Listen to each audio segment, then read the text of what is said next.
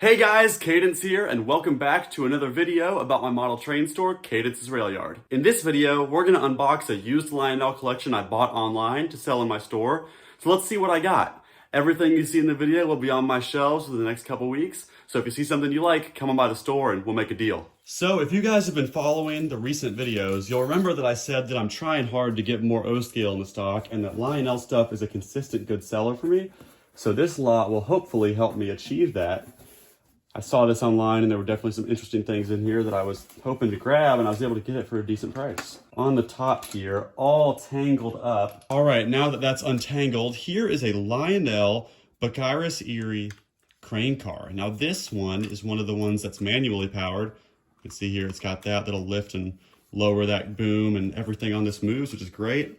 I think this came with a US Navy set, which I believe there's more of in this box. So we'll go ahead and take a look and see if we can find the rest of that set. And my prediction, I believe, is correct, because this looks like another piece to that United States Navy set. I'm assuming that's what the USN reporting marks stand for there.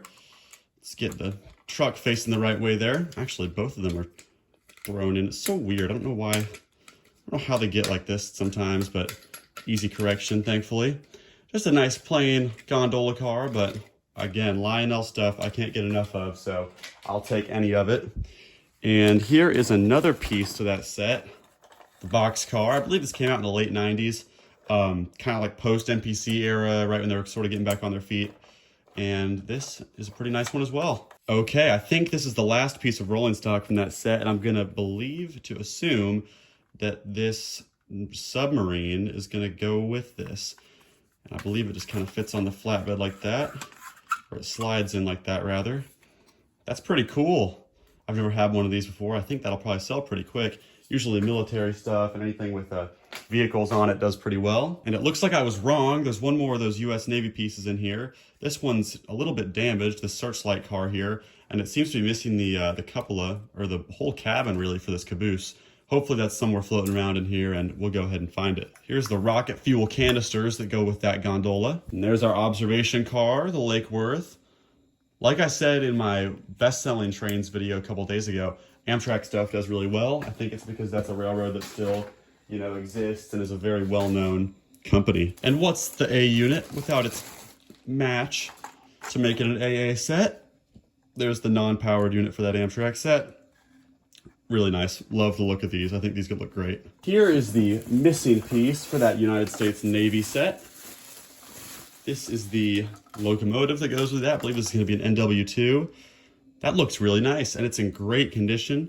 Thankfully, they bubble wrapped all this stuff pretty well, so it all looks like it's pretty pristine. Very nice details on this. Love that yellow color. I think that's great. And there's one more engine in this lot, which I believe is going to be right here.